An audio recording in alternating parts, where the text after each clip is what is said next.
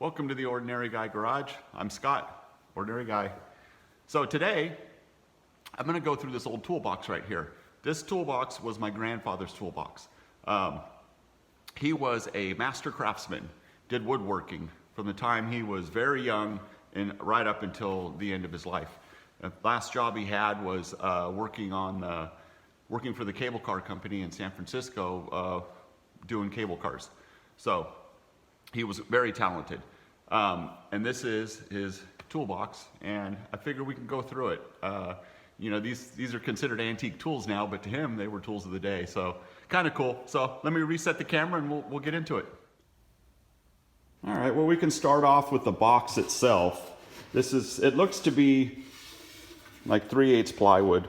You can see the joints here, kind of put a rabbet, I think is what you call that, a rabbet joint. Again, I'm not a woodworker. But it also almost looks like he added a piece right there.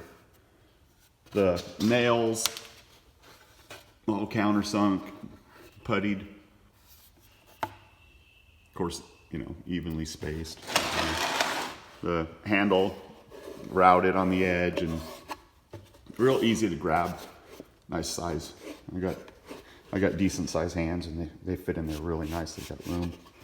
But, you know, this isn't something that is, you know, like, oh, a master craftsman built that, because it's not anything but just a toolbox, you know, that you'd throw together to put your tools in. But, you know, part of the package there, you know, and it's so well built, plus the canvas cover that goes on it that I believe my grandmother made that.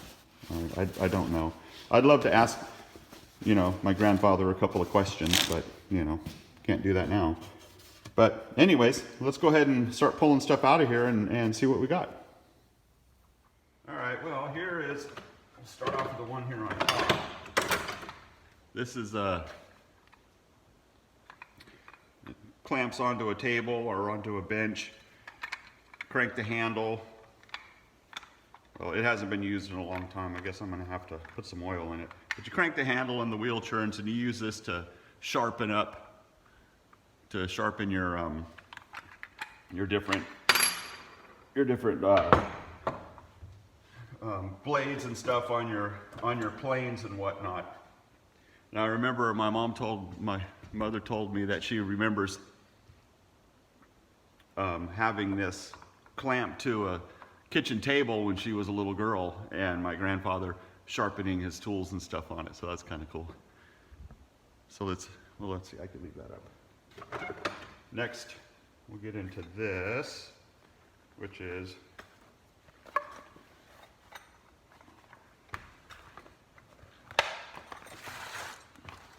the auger bits. The auger bits that go into the bit and brace. You have the one here that's adjustable. It's got the little measurements on it. You loosen up the screws and you can move that back and forth. Cuts with this edge, and that, you know, that's kind of like the centering, and that's the cutting edge. Kind of like a adjustable Forstner bit of sorts. And I might be getting some of these names wrong. I'm not a woodworker.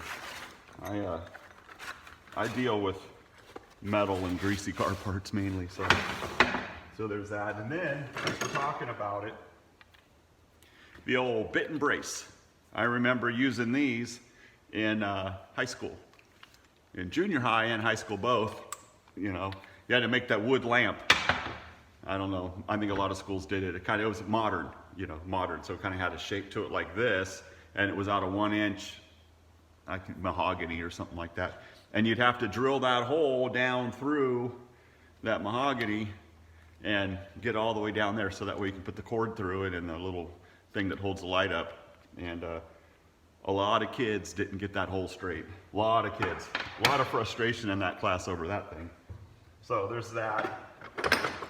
Then, of course, before cordless drills, this was the cordless drill. You can see it's an old Craftsman. Again, that label I showed you on those tappet wrenches. In fact, those tappet wrenches were also my grandfather's. Thanks for the tip, telling me what those were called. But, yeah, This is the old, and also these here, I remember using these inside a shop class. I'm gonna have to lube some of this stuff up because it doesn't want to move very good. But yeah, this is the stuff we used in shop class back, you know, back then. Here's a plane, and I think this is kind of like a joiner of sorts because it's got a flat edge on it on one side here, and then the regular, you know, that you would use as a plane right there. Kind of a neat thing, and it looks like you could almost move it to a second position here. So again, I'm not a woodworker, and I didn't spend a lot of time with my grandfather, and I spent no time with him doing any kind of woodworking. He just kind of did that at work, and we only saw him on holidays and stuff. So I don't really know. If you know, let me know. That way I can put something with it. Then of course, we'll get into one of the big planes.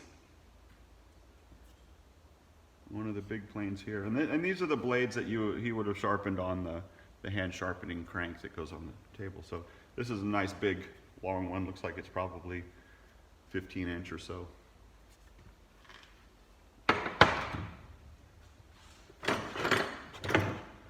And then there's another one, another plane there. Looks to be the same brand. Miller Falls, or yeah, Miller's Falls, the brand on that one. And let's see, there's another one in here. And then there's a little plane right here. I don't know the brand on that one. Oh, there it is right there. No, it says made in USA. Of course, all of these things were made in USA back then, pretty much. That. And then since we're kind of on there, this is a bit of a shaper thing right here too. You can take it, hang on, kind of cut the edges of stuff a little bit. It's got an adjustable blade in there. You can move this back and forth just like on a plane. So, I'm going to call that a plane. The old Yankee. Again, this would be a cordless screwdriver. We call these a Yankee, and you can adjust it so it goes different ways. Like this one here, if you put it in the middle, it locks it. See that little thing there? If you put it in the middle, it'll lock it. Go forward, it'll undo the screw that way, and it'll put the screw in. So, kind of cool. Kind of a cool little cordless screwdriver. Don't have to worry about charging the battery on that one. Alrighty. And there's a couple of these little measuring devices for open them up. And get that thing out so you can kind of check our angle. Check your angles on stuff. So you want to get your angle on here. You can set that in there, lock it down, and you could copy it over. Or I'm sure there's a bunch of ways to do these. These all bunch of different ways to do these things. I'm just super stoked that my mom let me have this stuff. I mean, I got some other old stuff too, but things like this here just kind of that have heritage. They just mean something, you know. And then here's another one. Stanley is what this one doesn't have a name on it that I can see. This one's a Stanley. Back when it was made out of wood and brass and man, they don't even, if you buy something like this now, brand new, I mean, you're looking to spend some money. And then there's a little bench vise, little clamp it on there. It's a, woodworker's vise. And clamp it on your bench, and you can put, go right to your wood, or usually you put wood pieces in here that are mounted to it permanently, so that way you don't damage your wood. Roller for doing laminate work or veneer, I guess.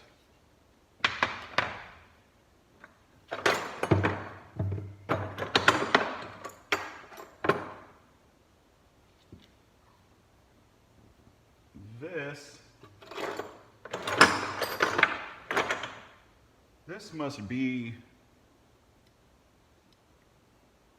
some kind of punch or awl or something. See? Little things moving there. So I guess you use this to hold it in place, and it's got numbers on the back. I haven't really looked, I've looked through the box, but I haven't really pulled everything out before, so we're kind of doing this together. This, I don't know. I don't know what this is. So I can try to BS my way through it, but I don't know what it is. It's something that goes like this. Of course, claw hammers. These are the things I really dig. I really like hammers. And just thinking, here's this old Stanley, and this one doesn't have a name on it that I can see. Just to think about the nails and the stuff that, you know, my grandfather did, you know, with these kind of things. How many, you know, how much stuff has been built with that, you know? How many times has he hit his thumb with this or gone, oh, dang it, what? As a nail fell over, bent over, you know? So this is kind of, I don't know why this is in there, but my mother told me she remembers this set with the white and red. When she was a little girl, she remembers this set of serving spoons in their kitchen. And I don't know why my grandfather has it in here. It's just kind of one of those things where you kind of have a random household utensil inside your toolbox, and because it works perfect for you, but I don't know what he did with this, but it's part of the set and it'll stay there. And then this here is this is going to be part of the sharpening thing that we started off with. I believe, where does it, oh yeah, it clamps into there, so that way it gives you a surface, you know, that you can hold your tool up against while you sharpen it. And that looks like it was homemade. You can see where it's been welded on there, and it was probably homemade. You know, back in the day, I have a book that was my grandfather's of projects, suggested projects from the 30s and 40s. And man, there's some cool stuff in there. You know, shows you how to build your own arc welder, you know, how to make ashtrays, a lot of ashtrays. But just really, really cool stuff. Make a go-kart, make a this and that, and just a really cool book. There's a manual screwdriver, you know, a little stubby.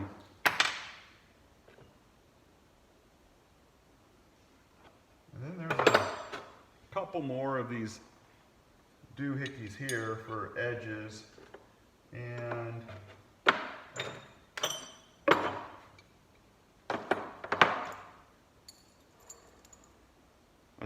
this is Stanley, and this must,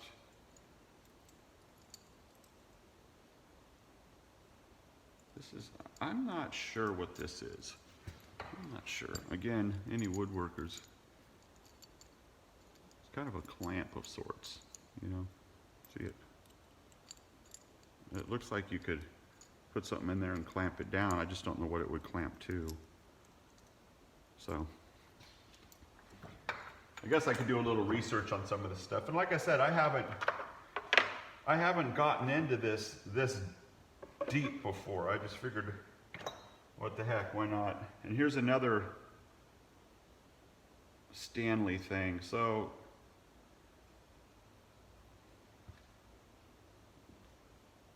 again, I don't know what this does, but it is Stanley right there, and it's got the thumb screw right there, and you can adjust out. It's got a thumb screw in the back that you can adjust out, and it's got machined edges, you know, 3 machined edges on it. So if you know what that is, oh, and measurements on the back side. Some kind of depth thing, I don't know. And as far as that, everything else left is there's some different bits. These are probably part of that power, or can go into the brace and bit or screwdriver, or the drill, hand drill, to just different bits and stuff. This would, and that's about it. You know, this here, I mean, this is just for plumbing, you know, but an old knob. That's pretty cool though. They don't make them like that. They don't make those knobs like that anymore. That thing is solid, boy. If you got hit with that thing, whew. So.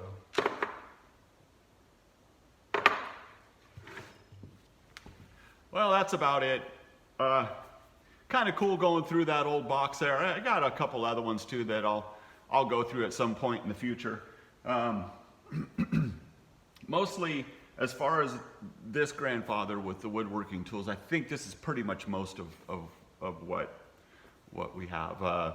My father passed away a couple of years ago and had all of this stuff, and so some of the stuff my mom's letting me have, and so this was here. This was such a great thing to get for me. It means a lot to me to stuff like this. You know, I'm a kind of guy, I've worked with my hands my entire life.